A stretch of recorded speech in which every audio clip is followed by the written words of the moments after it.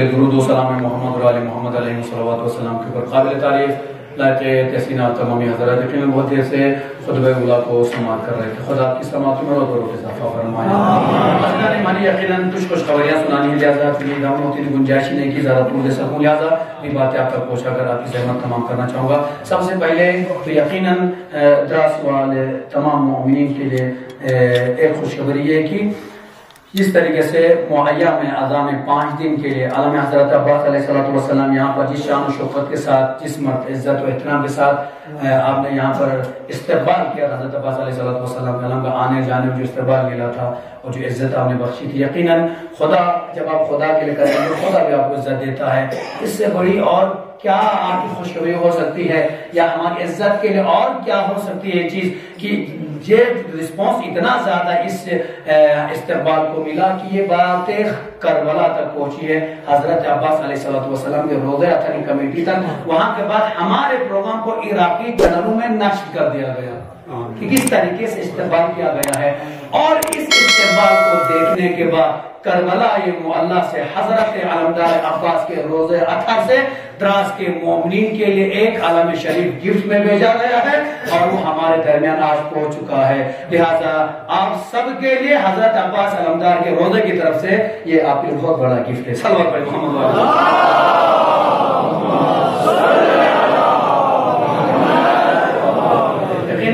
یہ ہمارے لیے خوش نصیبی ہے کہ حضرت عباس علیہ السلام کے روضہ اطہر کی طرف سے پھر ایک ہمارے عالم بھیجا گیا. انشاءاللہ وہ محرم ہے، انشاءاللہ ہم حساب لے رہا نہیں خوش کروں ہمارے لیے گفٹ ہے.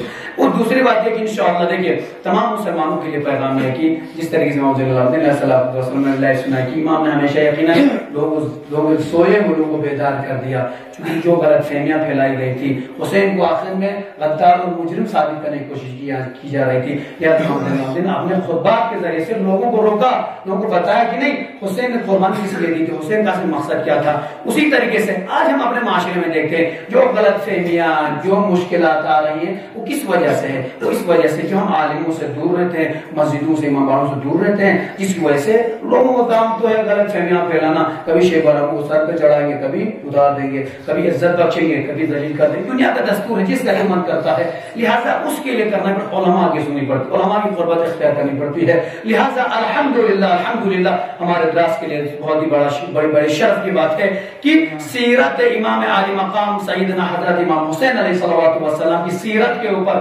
انشاءاللہ پہلی بار دراس کی ہائی سیکنڈری دراس کے ہائی سیکنڈری میں تمام دراس کے 5 امام جمعے کی طرف سے سیرت امام حسین علیہ السلام کے اوپر ایک اجتماع رکھا گیا ہے. سنڈے کے دن آنے والے سنڈے 28 اگست 2022 کو انشاءاللہ صبح 9:30 کی ٹائمنگ، 9:30 10 بجے شروع 9:30 کی ٹائمنگ ہے. لہٰذا پہلی بار یہ اجتماع ہو رہا ہے تمام ائمہ جمعہ کی طرف سے.